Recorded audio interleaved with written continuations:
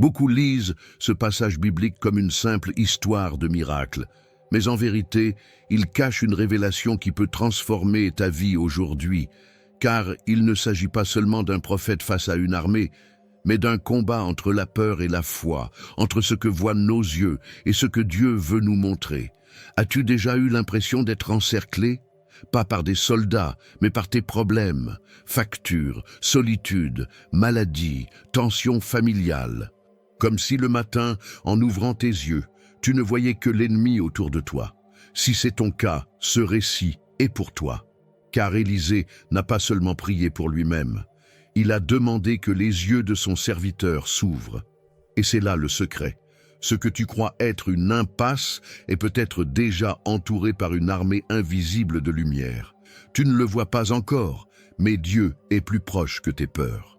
Et si aujourd'hui, tu décidais d'ouvrir tes yeux spirituels, ce que tu vas découvrir dans cette histoire pourrait bien changer ta manière d'affronter toutes tes batailles.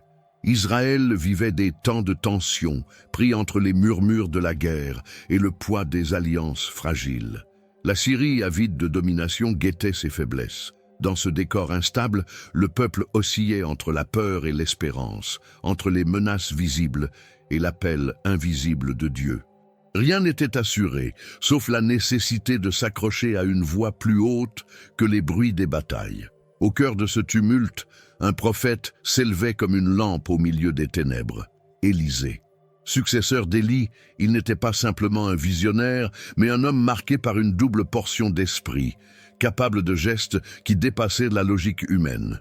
Ces miracles n'étaient pas des spectacles, mais des signes. Une veuve nourrie, un enfant ressuscité, des eaux purifiées. Tout cela révélait que Dieu ne s'était pas retiré. Pour Israël, les prophètes n'étaient pas des devins isolés, mais des voix qui mettaient à nu le cœur de la nation. Ils parlaient comme des trompettes, rappelant l'alliance oubliée, dénonçant l'idolâtrie et rappelant la grâce. Quand le roi tremblait face à la Syrie, c'était vers ces hommes que l'on se tournait. Leur parole était plus qu'un discours. Elle devenait un bouclier, un refuge, une clé invisible dans le chaos. Élisée, plus qu'un simple successeur, incarnait la continuité d'une lignée sacrée. Là où Élie avait affronté les faux prophètes au mont Carmel, Élisée révélait la proximité intime de Dieu dans le quotidien. C'était comme si le trône céleste avait tendu un fil invisible jusqu'aux gestes humains, rendant l'impossible accessible. Ainsi, Israël découvrait que la vraie puissance ne résidait pas dans les chars, mais dans l'esprit. Chaque fois que le peuple faiblissait, la voix prophétique rappelait le pacte ancien « Je serai votre Dieu et vous serez mon peuple ». Pourtant, combien oubliaient cette promesse, séduits par les idoles voisines. Comme aujourd'hui, où beaucoup cherchent dans les forces visibles leur sécurité, Israël glissait souvent vers les ombres. Mais Dieu envoyait ses prophètes pour raviver la mémoire et briser le silence intérieur. Le rôle d'Élisée devenait alors semblable à celui d'une sentinelle sur les murailles. Il voyait plus loin que les espions, plus profond que les stratèges. Sa vision n'était pas nourrie de calculs, mais d'une révélation. Ainsi, quand la Syrie préparait ses coups, Israël avait déjà la clé pour les déjouer. La prophétie devenait stratégie, la prière devenait arme. On pourrait croire que ce rôle de prophète appartenait seulement au passé. Mais en réalité, n'avons-nous pas aussi besoin de voix qui percent notre confusion moderne? Aujourd'hui encore, quand nos familles sont assiégées par les inquiétudes, quand nos âmes ploient sous le poids de la solitude ou du doute, la parole de Dieu demeure la lampe qui ne s'éteint pas. La voix d'Élisée résonne comme un écho dans nos nuits. Ainsi, Israël découvrait que son salut ne dépendait pas de ses murailles, mais de son lien au ciel. C'était là le véritable contexte spirituel. La guerre n'était pas seulement militaire, mais intérieure. Et c'est dans cette tension que le récit bascule vers un nouvel acte, là où le prophète deviendra la cible directe des puissances ennemies, révélant jusqu'où peut aller la fidélité de Dieu. La Syrie ne comprenait pas comment ses plans échouaient systématiquement. Chaque piège qu'elle tendait à Israël semblait découvert avant même d'être posé. C'était comme si une oreille invisible écoutait dans les chambres secrètes du roi de Syrie. Cette frustration montait, nourrissant soupçons et colère, car rien n'était plus humiliant que d'être vaincu par l'invisible. Au centre de ce mystère se trouvait Élisée. Le prophète recevait directement de Dieu les révélations sur les mouvements ennemis. Là où les hommes espionnaient avec ruse, lui priait et voyait. Comme une trompette céleste, sa voix avertissait le roi d'Israël. « Ne passe pas par ce chemin, car l'ennemi t'y attend. » Et le roi, obéissant, échappait à l'embuscade. Ces interventions répétées ne relevaient pas du hasard. Elles rappelaient que la véritable force d'Israël n'était pas dans ses armées, mais dans son alliance. Quand le peuple suivait la voie de Dieu, même les complots les mieux préparés perdèrent leur pouvoir. Cela enseigne encore aujourd'hui. On peut être encerclé par les problèmes, mais celui qui écoute la voix divine marche toujours avec une longueur d'avance. Le roi de Syrie, aveuglé par l'orgueil, crut d'abord à une trahison. Il soupçonna ses officiers, cherchant le traître qui livrait ses plans. Mais ses propres serviteurs lui révélèrent la vérité. Ce n'est pas un homme parmi nous, c'est Élisée, le prophète en Israël. Imagine la stupeur du roi en apprenant qu'un seul homme déjouait toutes ses stratégies. À ce moment-là, la guerre devint spirituelle. Le roi ne cherchait plus seulement à conquérir Israël, mais à faire taire la voix de Dieu. N'est-ce pas ce qui arrive encore dans nos vies? Les forces adverses s'acharnent non pas tant sur nos biens, mais sur notre foi, car elles savent que c'est elle qui nous rend invincibles. Le vrai champ de bataille est invisible. Élisée ne maniait pas l'épée, mais ses paroles avaient le poids d'une armée. Chaque révélation rappelait que Dieu est le maître du temps et des nations. Ce pouvoir prophétique n'était pas réservé aux héros d'hier. Il nous invite encore à croire que Dieu parle, même au milieu de nos combats modernes. La prière devient ainsi une stratégie divine contre les pièges de la vie. La Syrie décida alors d'en finir avec ce prophète dérangeant. Plus qu'un ennemi militaire, Élisée devenait une menace spirituelle. Le roi lança ses troupes pour le capturer, comme si arrêter un homme suffisait à réduire au silence la voix de Dieu. Mais l'histoire allait démontrer que personne ne peut emprisonner celui qui parle depuis l'éternité. C'est ainsi que nous arrivons à l'un des épisodes les plus saisissants, l'encerclement de Dothan. Une ville ordinaire allait devenir le théâtre d'une confrontation entre la peur humaine et la vision spirituelle. Là, la foi d'un prophète allait révéler ce que nos yeux trop souvent refusent de voir. Vous êtes-vous déjà senti perdu, déconnecté de qui vous êtes vraiment, sans savoir quel est le plan de Dieu pour votre vie? La vérité, c'est que vous n'êtes pas ici par hasard. Dieu a un but pour vous, et je veux vous aider à le découvrir. C'est pourquoi j'ai créé 3 e-books qui transformeront votre parcours avec Dieu. Cliquez sur le lien dans le commentaire épinglé et commencez votre transformation dès maintenant. La nuit était tombée sans bruit, mais à l'aube, le sol trembla sous les pas de milliers de soldats.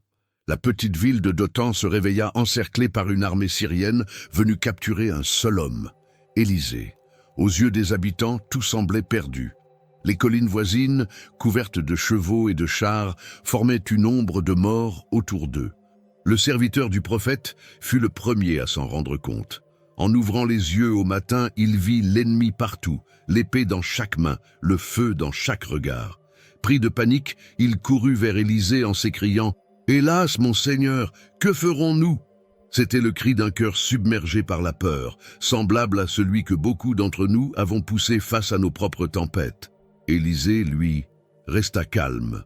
Ses lèvres prononcèrent une parole qui traversa les siècles. « N'aie pas peur, car ceux qui sont avec nous sont plus nombreux que ceux qui sont avec eux. » Imagine l'incompréhension du serviteur. Comment parler de supériorité alors que l'ennemi écrasait la ville? C'est que le prophète voyait autre chose, une réalité cachée aux yeux ordinaires. Ce contraste est frappant. La vision naturelle ne perçoit que le danger, tandis que la vision spirituelle révèle la protection. Nous aussi, nous vivons souvent enfermés dans la première. Nous voyons les dettes, la maladie, la solitude, mais oublions les armées invisibles qui nous entourent. La foi ouvre une fenêtre là où la peur ne voit qu'un mur. Le serviteur n'était pas un lâche, mais il regardait seulement avec ses yeux humains. Et qui ne ferait pas pareil? Quand l'adversité nous entoure, nos réflexes nous poussent à la panique. Mais Élisée nous rappelle que la vraie question n'est pas « combien sont contre moi ?» mais « qui est avec moi ?» La différence change tout. On pourrait comparer cette scène à un patient dans une salle d'hôpital, entouré de machines qui bipent. Tout semble annoncer la fin. Mais si ce patient lève les yeux vers le ciel, il découvre qu'une main invisible le soutient encore. La peur s'éteint quand on comprend que Dieu n'a jamais quitté la pièce. L'encerclement de Dothan nous enseigne donc une vérité universelle. Les batailles de la vie ne se résument jamais à ce que nous voyons. Derrière chaque assaut visible, il y a une dimension spirituelle. Et c'est justement dans cette dimension que Dieu nous donne la victoire. La peur est un brouillard, mais la foi est une lampe qui le traverse. Cette tension dramatique prépare le moment décisif. Élisée ne se contente pas de rassurer son serviteur, il va prier pour que ses yeux s'ouvrent. Car la foi ne se transmet pas seulement par des paroles, mais par une révélation qui bouleverse le regard. Ce qui allait se produire dépassait toute imagination humaine. Le contenu vous a plu et il a fait une différence pour vous? Cliquez sur « Merci » et soutenez notre travail. Élisée ne discuta pas avec son serviteur. Il ne chercha pas à le convaincre par des raisonnements. Au lieu de cela, il leva son cœur vers Dieu. Sa prière fut simple, directe, presque un murmure. « Seigneur, ouvre ses yeux pour qu'il voie. » Parfois, ce n'est pas la situation qui doit changer, mais notre regard. Une simple prière peut transformer une vallée de peur en un chant de victoire. Et soudain, le voile tomba. Le serviteur, tremblant quelques instants plus tôt, vit l'invisible. Tout autour de la colline se tenaient des chars et des chevaux de feu, une armée céleste flamboyante prête au combat. Le contraste était saisissant, l'armée terrestre paraissait immense, mais celle du ciel était infiniment plus redoutable. Le cœur qui tremblait trouva enfin la paix. Ce moment révèle une vérité essentielle. Nous vivons souvent entourés d'anges sans le savoir. La Bible dit « L'ange de l'Éternel campe autour de ceux qui le craignent et il les arrache au danger ». Psaume 34, 7. Cela signifie que dans nos luttes silencieuses, il y a une protection invisible qui veille. Mais il faut des yeux ouverts pour la reconnaître. La peur du serviteur ressemble à la nôtre. Elle nous aveugle. Nous voyons les factures, mais pas la main qui pourvoit. Nous voyons la maladie, mais pas la grâce qui soutient.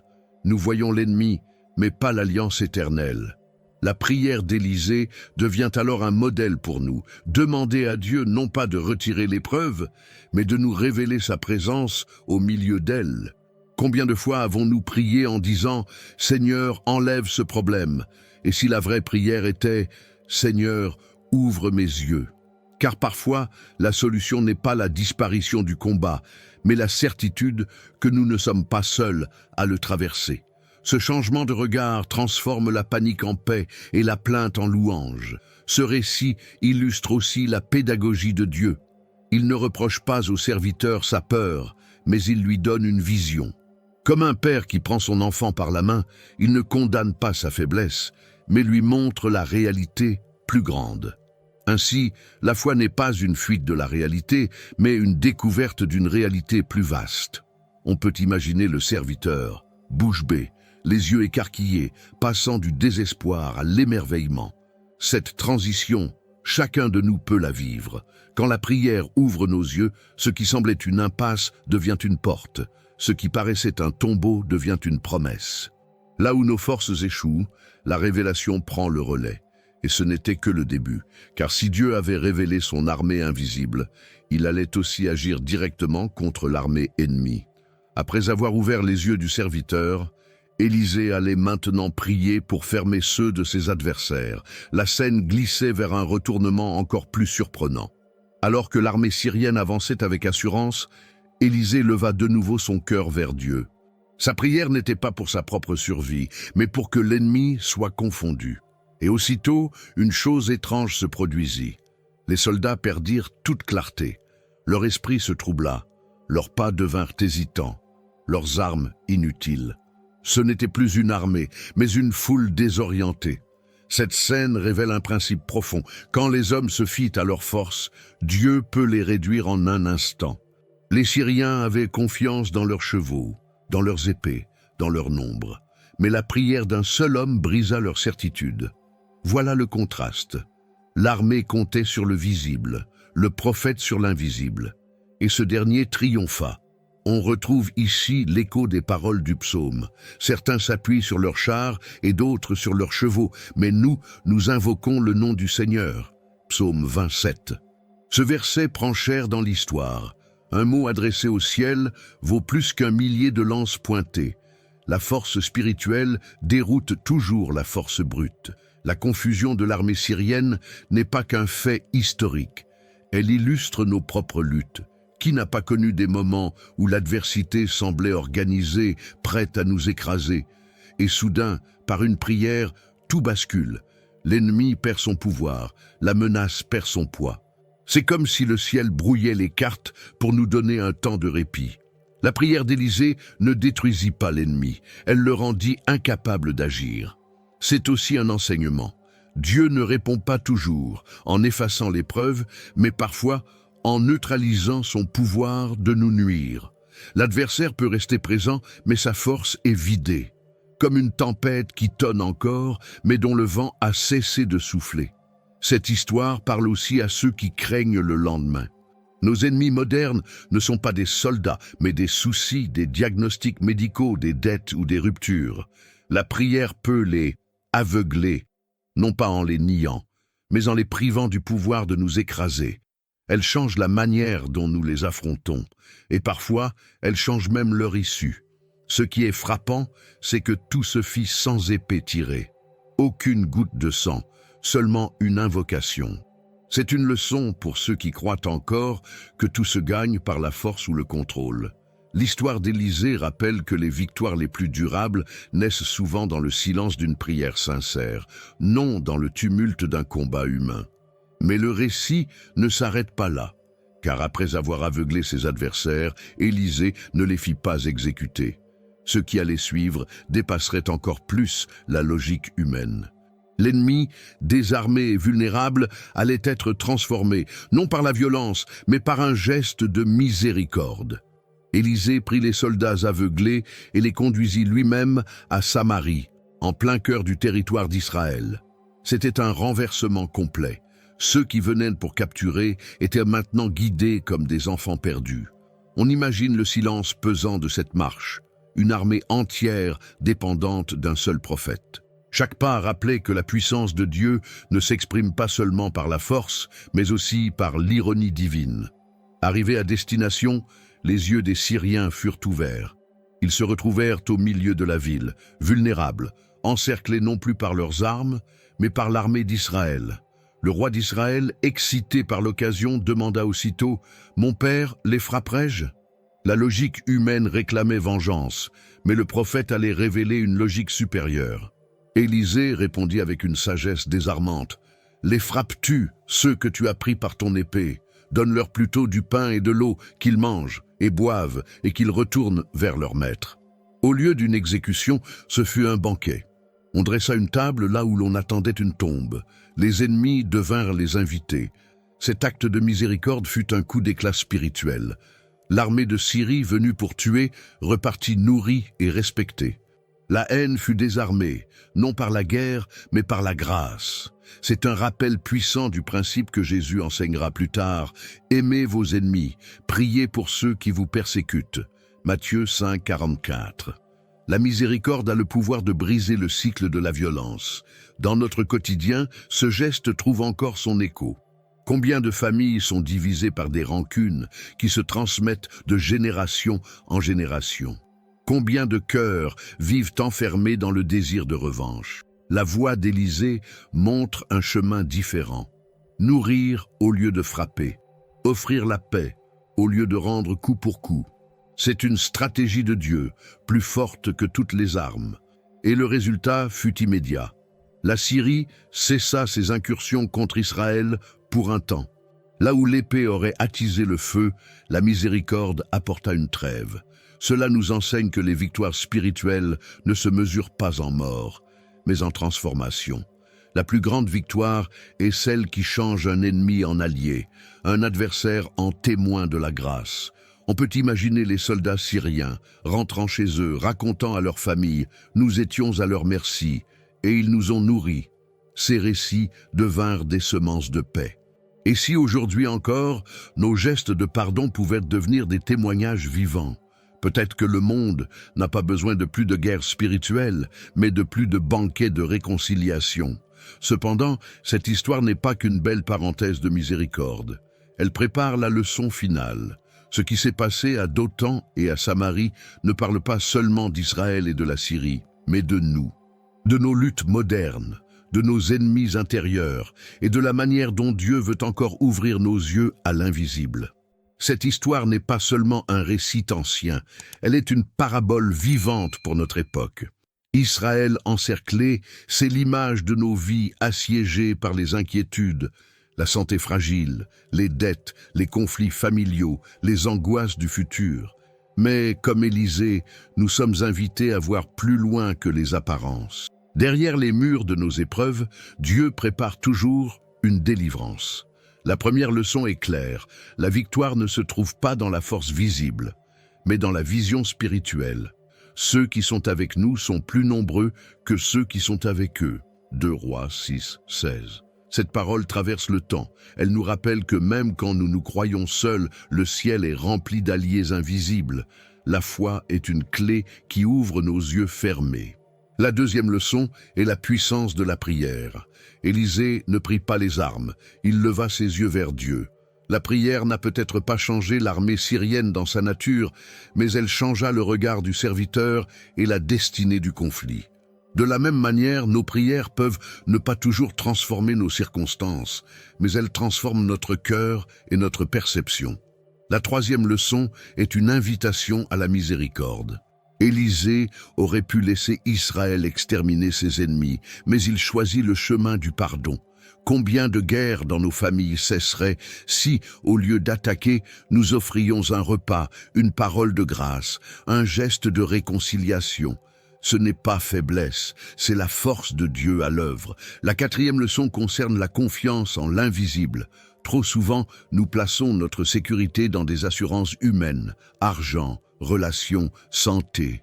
Mais quand ces choses s'effondrent, nous découvrons que la seule vraie stabilité vient de celui qui siège sur le trône. Ce récit nous invite à déplacer nos yeux de la peur vers la promesse éternelle. La cinquième leçon, peut-être la plus personnelle, est que nos batailles ne sont pas toujours contre des armées extérieures, mais contre nos propres pensées. Le serviteur d'Élisée était vaincu avant même que l'épée ne frappe, car la peur l'avait déjà désarmé. Combien de fois nos ennemis les plus redoutables sont-ils nos angoisses intérieures? Dieu veut nous délivrer aussi de ces prisons invisibles. La sixième leçon est un rappel d'espérance. Si Dieu a pu transformer une armée ennemie en invité de table, alors il peut aussi transformer nos situations les plus impossibles. Le deuil peut devenir consolation, la maladie témoignage, la rupture chemin de pardon. Rien n'est trop sombre pour la lumière de Dieu. Ce qui est irréversible pour les hommes ne l'est jamais pour lui. Enfin, la septième leçon est une promesse. L'invisible de Dieu est toujours plus fort que le visible de nos problèmes. Nos yeux terrestres voient l'encerclement, mais nos yeux spirituels découvrent l'armée céleste. Nos oreilles humaines entendent les cris de guerre, mais nos oreilles intérieures perçoivent le murmure de paix. Cette histoire continue de nous appeler aujourd'hui à marcher non par la vue, mais par la foi. Cette histoire d'Élisée n'est pas une page figée de l'Ancien Testament, mais un miroir de nos vies. Quand tout semble perdu, quand l'ennemi paraît plus fort, Dieu ouvre nos yeux pour nous rappeler que nous ne sommes jamais seuls. La prière devient une clé, la miséricorde une arme et la foi une lampe au milieu de nos nuits. Et toi, quelles armées t'encerclent aujourd'hui? La peur de l'avenir? La maladie qui épuise ton corps? Les conflits qui déchirent ta maison? Crois-tu que Dieu puisse encore transformer ton regard, comme il l'a fait pour le serviteur d'Élisée? Si tu oses lever les yeux, tu découvriras que ces anges campent toujours autour de toi. Alors, n'attends pas que tes circonstances changent pour croire. Demande simplement, « Seigneur, ouvre mes yeux ». Et tu verras que là où tu ne percevais qu'ombre et menace, il y a déjà une protection invisible et une espérance indestructible. Car si tu respires encore, c'est que Dieu n'a pas terminé avec toi. Si ce message a parlé à ton cœur, abonne-toi à cette chaîne et active les notifications. Ensemble, continuons à découvrir les vérités cachées de la parole afin que chaque bataille devienne une révélation et que chaque combat ouvre une porte vers la victoire.